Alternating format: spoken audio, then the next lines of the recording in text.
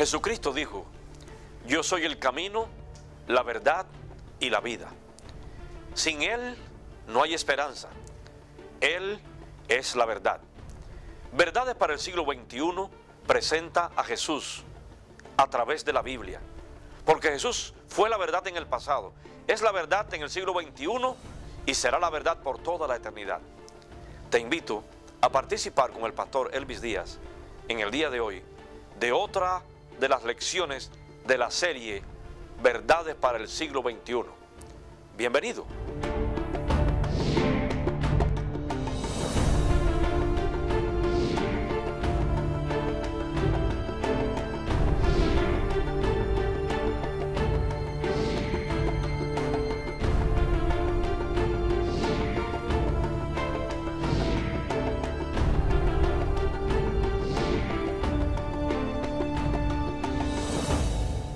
Bienvenidos a una entrega más de nuestra serie Verdades para el siglo XXI. En el día de hoy estaremos estudiando la verdad acerca del pueblo de Dios, el verdadero pueblo de Dios. Creo que al igual que yo te has hecho muchas preguntas acerca de cuál es el pueblo de Dios. Y me siento contento de que estás una vez más con nosotros.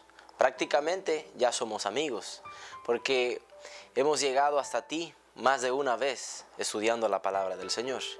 Y quisiera que en ese día abramos la Biblia y permitamos que ella nos hable. Me gustaría cerrar los ojos contigo y que tengamos una palabra de oración para iniciar nuestro estudio en este momento. Querido Padre Celestial, en este momento, Señor, vamos a abrir tu palabra y vamos a estudiar la verdad acerca de tu pueblo escogido, un pueblo escogido por ti para esta historia de este mundo. Al estudiar la Biblia, que tu palabra nos hable y nos muestre la verdad maravillosa que tienes en ella. En el nombre de Jesús, amén. Quiero que me acompañes a este estudio de la verdad acerca del pueblo de Dios. Vamos a ver.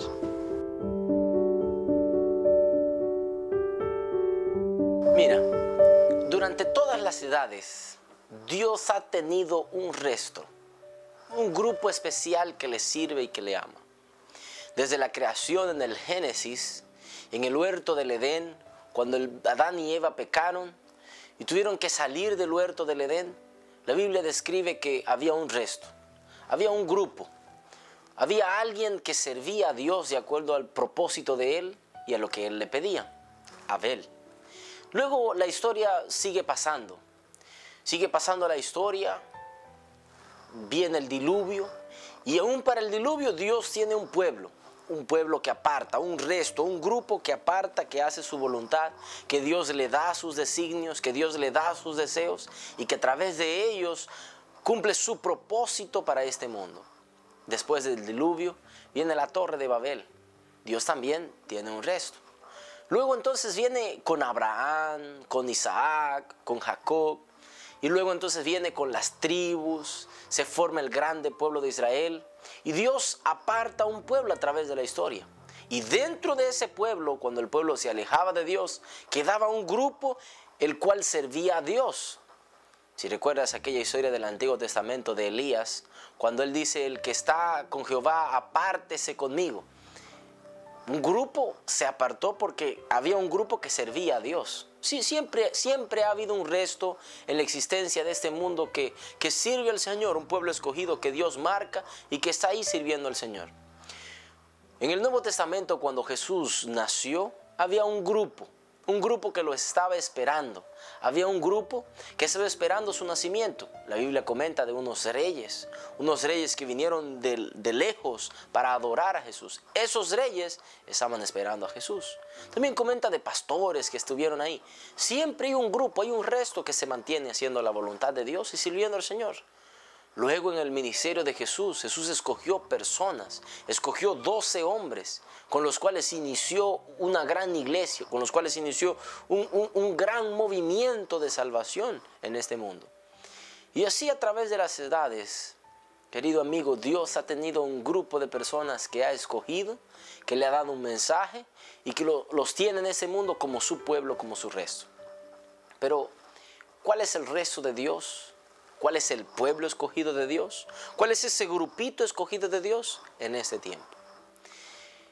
En el mundo de hoy hay tantas iglesias, tantas denominaciones, tantos lugares donde se reúnen diciendo que tienen la verdad, que son el pueblo de Dios, que son el pueblo escogido de Dios.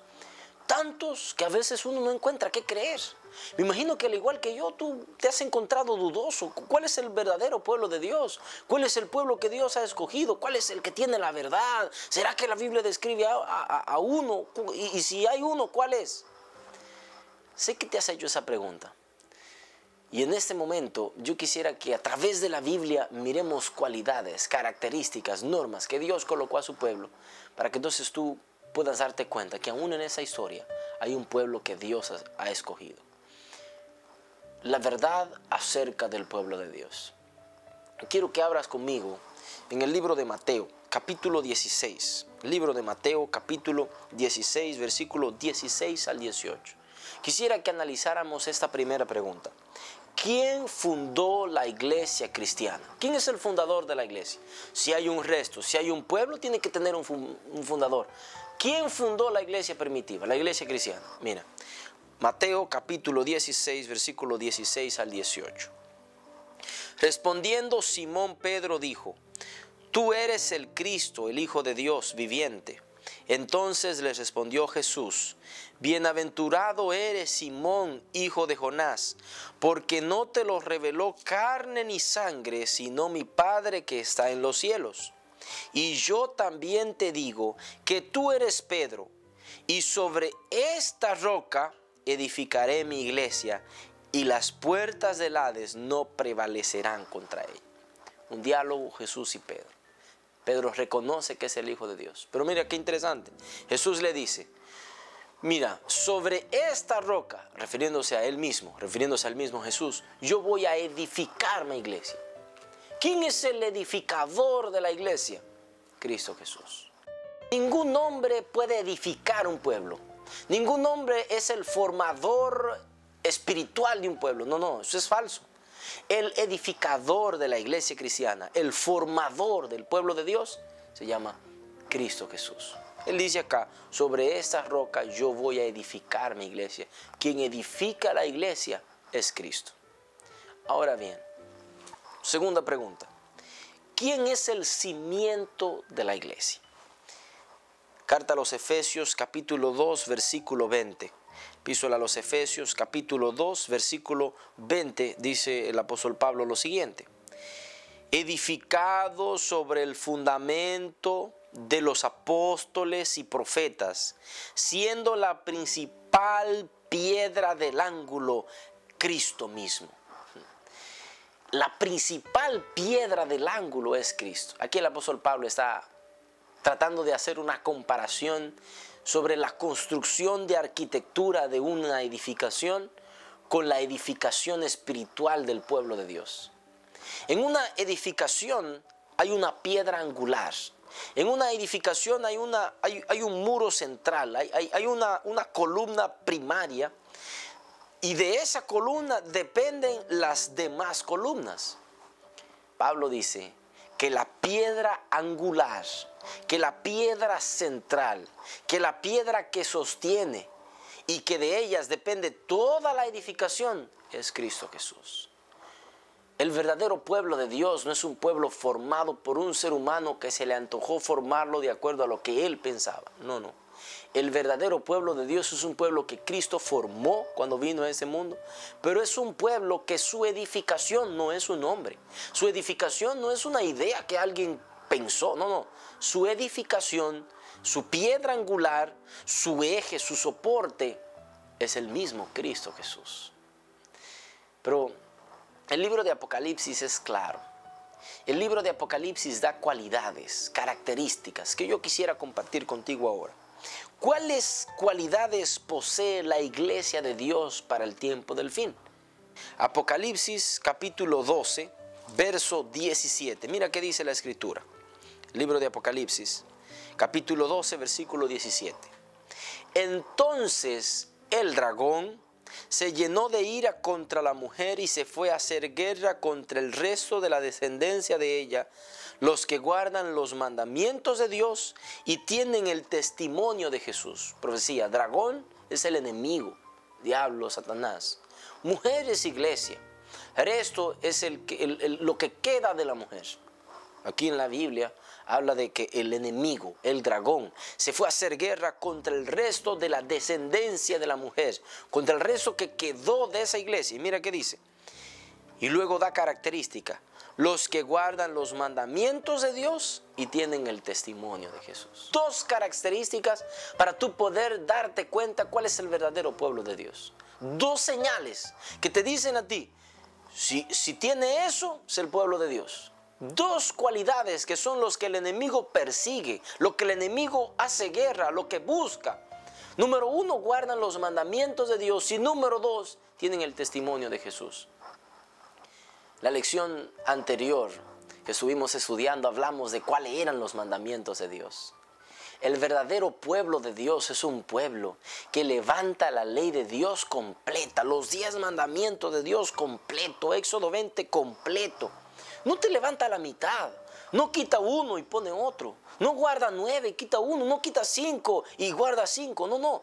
El verdadero pueblo de Dios que el enemigo persigue es un pueblo que guarda los mandamientos de Dios y tiene el testimonio de Jesús, la fe de Jesús. Cuando tú busques el pueblo de Dios, busca esas características. La Biblia te habla, la Biblia te dice, Dios te dice, mira hijo, yo quiero que tú estés en el pueblo de Dios. Mira, esas son las características. Pero hay algo más. ¿Qué don poseerá la iglesia de Dios del fin? Apocalipsis capítulo 19, versículo número 10. Dice la escritura: yo me postré a sus pies para adorarle. Y él me dijo: mira, no lo hagas. Yo soy consiervo tuyo y de tus hermanos que retienen el testimonio de Jesús. Adora a Dios, porque el testimonio de Jesús es el espíritu de la profecía. Juan se va a postrar para adorar a un ángel. Y el ángel le dice: no te postres, porque yo soy consiervo tuyo. Yo soy un adorador de Dios igual que tú, no te postres. Y mira qué característica da la Biblia para aquellos compañeros de fe de Juan. Mira qué dice: yo soy consiervo tuyo y de todos tus hermanos que retienen el testimonio de Jesús. Y al final te dice: porque el testimonio de Jesús es el espíritu de la profecía. El pueblo de Dios no solo tendrá los 10 mandamientos en alto y la fe de Jesús, sino que tendrán el testimonio de Jesús, el espíritu de la profecía. Dentro de la iglesia adventista del séptimo día, nosotros, la iglesia adventista del séptimo día es una iglesia, un pueblo que Dios levantó para poner en alto los mandamientos de Dios, incluyendo el 4º mandamiento de la ley de Dios, el sábado. El espíritu de profecía se cumple en la iglesia adventista en la vida de la señora Elena G. de White, sierva de Dios, que Dios dio mensajes a su iglesia a través de ella. No es la luz primaria, es una luz secundaria. Pero lo más especial y maravilloso son las cualidades que Dios deja para su iglesia. Mandamientos de Dios, fe de Jesús. ¿Tú estás buscando un pueblo? ¿El pueblo verdadero de Dios? Busca esas cualidades. Y cuando encuentres esas cualidades, tendrás el pueblo de Dios. Pero yo quisiera analizar algunas cosas más contigo en este tema. Mira, además de cualidades, además de lo que dice el libro de Apocalipsis, la Biblia habla de algunas normas, algunas cosas que tienen en cuenta aquellos que sirven al Señor, aquellos que se apartan para un resto, para servir a Dios y hacer su voluntad. Mira, hay algunas normas. Una de esas normas, y la mayoría de ellas, tienen que ver con el cuerpo humano, lo que significas tú para Dios, cómo Dios te ve a ti. Dios te salva, Dios te transforma, recrea tu vida, te hace nuevo, pero Dios te mira a ti, tu cuerpo, como algo especial. ¿Cómo mira Dios el cuerpo de aquel que pertenece a ese pueblo del fin? Mira,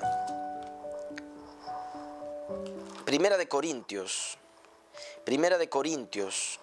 capítulo 6, versículos 19 y 20, dice la Biblia así: ¿O ignoráis que vuestro cuerpo es templo del Espíritu Santo, el cual está en vosotros, el cual tenéis de Dios y que no sois vuestros?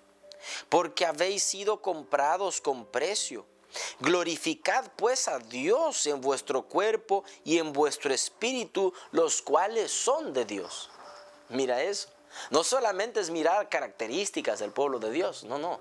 Ese pueblo de Dios que tiene características reconoce que su cuerpo no es una máquina de trabajo, no es una máquina de producción.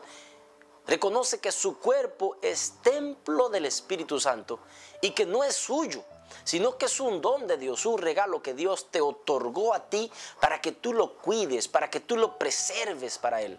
Tu cuerpo, amigo, mira, tu cuerpo no es una máquina de producción. Tu cuerpo es el templo que Dios ha creado para morar en ti. Tu cuerpo es templo del Espíritu Santo. Tu templo es un don que Dios te ha dado a ti, es un regalo que Dios te ha dado. Y tú tienes que cuidar. Cuando tú no cuidas tu cuerpo, tú no estás honrando a Dios. Porque cuando tú no cuidas tu cuerpo que Dios te regaló, tú estás tratando ese regalo maravilloso de Dios como cualquier cosa. No solamente mirar características del pueblo de Dios, sino también que después que tú formas parte de ese pueblo, entonces hay normas que te ayudan a cuidarte y a servir al Señor. Y mira otra pregunta. En el cuidado de ese cuerpo, de ese templo de Dios, hay reglas alimenticias. Y tú te preguntas, ¿cómo? ¿Reglas alimenticias? Sí. Dios es tan maravilloso y tan amante que Dios creó, no solamente te dice, mira, tu cuerpo es templo del Espíritu, sino que también te dice, hay reglas que tú debes de seguir para cuidar mejor ese templo. Y una de esas es la regla de alimentación. Mira qué maravilloso. En el libro de Levíticos, capítulo 11, versículo 3 al versículo 20, Dios coloca características para la comida de los animales, de la carne. Y te vas a sorprender de esto. No por el hecho de las características de los animales y el hecho de que Dios te señale qué comas y qué no comas. No. Te vas a sorprender del gran cuidado que Dios tiene del ser humano. Vas a ver que si el ser humano obedece las normas de Dios, el ser humano va a sufrir menos de enfermedades, va a sufrir menos, va a gastar menos dinero. Porque si te enfermas menos dinero vas a gastar. Cuando tú mires este texto te vas a dar cuenta lo maravilloso que es Dios, porque no solamente te dice que tu cuerpo es templo de Él, sino que también te dice cómo tú cuidar el templo de Dios. Mira, Levíticos versículo 11, versículo 13 en adelante. De entre los animales, todo el que tiene pezuña hendida y que rumia, este comeréis. Pero los que rumian y no tienen pezuña hendida, no comeréis de estos. Entonces da ejemplo. El camello, porque rumia pero no tiene pezuña hendida, lo tendréis por inmundo. También el conejo, porque rumia pero no tiene pezuña hendida, lo tenéis por inmundo. Así también la liebre, porque rumia pero no tiene pezuñas, la tendréis por inmunda. También el cerdo, porque tiene pezuñas y es de pezuñas hendidas, pero no rumia, lo tendréis por inmundo. Mira, de la carne de ellos no comeréis, ni tocaréis su cuerpo muerto, porque lo tendréis por inmundo. Si tú te das cuenta, tú de repente piensas así, pero pastor, ¿cómo es eso? Que rumia y pezuñas hendidas, esos animales que rumian, que hacen una bola en el estómago de la comida y la comida en cierto momento sube otra vez a la boca y el animal vuelve a masticar y esa bola de comida vuelve otra vez y entra y ese proceso de digestión es un proceso que se devuelve. Eso es un animal que rumia. Pezuña hendida es el animal que tiene las pezuñas abiertas en dos, pezuñas abiertas en dos. Y entonces hacen una huella así como abiertas. ¿Has visto, me imagino, la pezuña del cerdo? Tienen pezuñas hendidas, una pezuña abierta. La Biblia dice que tiene que tener combinadas las dos cosas, pezuñas hendidas y kerumi. Y ahora te preguntas, pastor, ¿qué tiene que ver kerumi? ¿Qué tiene que ver una pezuña hendida con una carne sabrosa que me voy a comer? Mira, si te das cuenta, el animal que no tiene estas características es el animal que se alimenta de otro animal o que se alimenta de los desperdicios, de la basura, de lo que sobra, de lo que queda. Muchas veces de otros animales y otras veces de seres humanos. Por ejemplo, el cerdo. ¿De qué se alimenta el cerdo? Si te das cuenta, la composición del cerdo es grasa. ¿Por qué? Porque al alimentarse de desperdicios, todo lo que acumula en el cuerpo del cerdo es grasa, malo.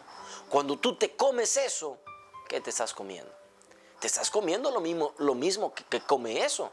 Y te vas a enfermar, te hace daño. El cerdo tiene un parásito, triquina, que mata al ser humano cuando lo tiene y lo esclaviza a medicamentos. Así también el conejo. ¿De qué se alimenta el conejo? Mira, cuando Dios habló y dio estatutos y normas, lo hizo por amor, para cuidar tu cuerpo, para cuidar tu salud. Pero el texto sigue diciendo más. En Levíticos 11, pero ahora voy a leer del versículo 9 en adelante. Esto comeréis de todos los animales que viven en las aguas. Todos los que tienen aletas y escamas en las aguas del mar y en los ríos, esto comeréis. Pero todos los que no tienen aletas ni escamas en el mar, en los ríos, toda cosa viviente que está en las aguas, lo tendréis en abominación. Os serán pues abominación su carne y no la comeréis. Y abominaréis sus cuerpos muertos. Todo lo que no tuviere aletas y escamas en las aguas, lo tendréis en abominación. Otra vez viene la combinación, aletas y escamas.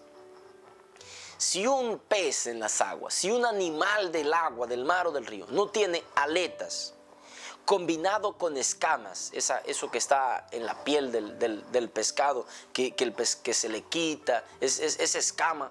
Si un animal de las aguas no tiene aletas y no tiene escama, la combinación de las dos cosas, está inmundo. Y ahora vuelves tú a pensar así. Pero pastor, ¿qué está pasando ahí? Es una regla tonta. ¿Cómo es la combinación de aletas y escama? Dios no es un tonto. Y si Él lo dijo, te lo dijo porque sí sabe. Tomemos un ejemplo de un pez que no tiene aletas y escamas. El tiburón. Tiene aletas, no tiene escamas. ¿De qué se alimenta? Se alimenta de otros animales. Se alimenta de otro ser vivo en la naturaleza. Se alimenta de los desperdicios del mar. Prácticamente el tiburón es el zafacón del mar. Cuando tú te comes su carne, puede ser sabrosa, puede ser rica, pero cuando te comes su carne, ¿qué te estás comiendo? La serpiente marina no tiene aletas, no tiene escamas. Te comes su carne, te estás comiendo de lo que se alimenta ella. La serpiente marina se alimenta de los desperdicios marítimos. Cuando tú te alimentas de eso, estás comiendo lo que come eso. ¿Te das cuenta ahora? Si te das cuenta, lo que Dios prohibió tanto en los animales de la tierra y lo que Dios prohibió tanto en los animales del agua, son aquellos animales que su estilo de vida, su estilo de alimentación, es un estilo de alimentación que no conviene para el ser humano. Porque ellos se alimentan de desperdicios y de otros animales. Y cuando el ser humano lo ingiere, está comiendo eso también. Pero el texto sigue. Porque habla ahora de los animales, de las aves, mira. Versículo 13. Y de las aves, esta tendréis en abominación. No se comerán, serán abominación el águila, serán abominación el quebrantahuesos, el azor, el guiñazo, el molino según su especie, todo cuervo según su especie, el avestruz, la lechuza, la gaviota, el gavilán según su especie, el búho, el somormujo, el ibis, el camaleón, el pelícano, el buitre, la cigüeña, la zarza según su especie, la abubilla y el murciélago. Y todo insecto alado que anduviese sobre 4 patas tuviese en abominación. Mira, en las aves, si te das cuenta, todas las aves que mencionó el texto, esas aves de rapiña que tienen garras, son aves que se alimentan de otras aves o son aves que se alimentan de desperdicios, que se alimentan de animales descompuestos. Cuando tú lo ingieres, está comiendo eso. Insectos que no andan sobre 4 patas es el insecto que se alimenta de los desperdicios. Dios colocó normas para que el ser humano pueda ser un ser humano saludable. Y en esa norma está la norma de la alimentación de las carnes. Pero hay una cosa más que quisiera señalarte. Mira, Dios también habló en su palabra de las bebidas alcohólicas. Proverbios capítulo 20. Proverbios capítulo 20, versículo 1. Dice así: el vino es escarnecedor, la sidra es alborotadora, y cualquiera que por ellos yerra no es sabio. Uso de vino, uso de estupefaciente, es una norma de Dios que tú no la uses, porque va a dañar tu cuerpo. Y si tú eres parte del resto de Dios que ha escogido en el tiempo del fin, tú no puedes usar, porque te va a dañar a ti mismo. Y tu cuerpo no es tuyo, es templo del Espíritu Santo. Quisiera mirar una pregunta más contigo. ¿Cómo debe ser la apariencia personal de aquellas personas del pueblo del fin? Primera de Timoteo, capítulo número 2, versículos 9 y 10. Asimismo que las mujeres se atavíen de ropa decorosa, con pudor y modestia, no con peinados ostentosos, ni oro, ni perlas, ni vestidos costosos, sino con buenas obras, como corresponde a mujeres que profesan la piedad. Vestimenta del pueblo de Dios debe ser una vestimenta que profese piedad. Mira, la Biblia es clara. Dios ha tenido un pueblo a través de las edades y Dios ha identificado ese pueblo a través de las edades. Lo hizo en el Antiguo Testamento con Caín y Abel. Dios colocó y dijo: deme sacrificio, pero colocó un sacrificio especial. Caín dijo así: yo voy a llevar a Dios lo que yo entienda, lo que yo creo, y llevó a Dios frutas. Abel dijo así: yo voy a llevar lo que Dios pidió, y llevó un cordero. Dios desechó el sacrificio de Caín y aceptó el sacrificio de Abel. Dios tiene un pueblo que ha escogido y a ese pueblo le ha colocado características y normas. Tú no quieras hacer tu voluntad de acuerdo a lo que tú crees o piensas, porque ya Dios habló de acuerdo a su santa palabra. Tú quisieras formar parte de ese pueblo escogido de Dios, que Dios ha llamado y ha preservado. Si tú quieres hacer eso, te voy a pedir que cierres los ojos conmigo y le diga al Señor, ahí donde estás, en tu cama, en tu casa, en el trabajo, mirando la televisión, la computadora, ¿dónde estás? Dile al Señor Jesús: Señor, quiero formar parte de tu pueblo. Querido Padre Celestial, en este momento, Señor, quiero que tú visites a aquella persona, donde quiera que esté, en su hogar, en el trabajo, en la habitación. Visítala, oh Dios. Quiere formar parte de tu pueblo y hoy día te entrega su vida a ti. Tómala, oh Señor, para siempre. Guárdala, presérvala y ayúdalo a cuidar su cuerpo, a cuidarse, porque pertenece a un pueblo escogido maravilloso por ti. En el nombre de Jesús. Amén.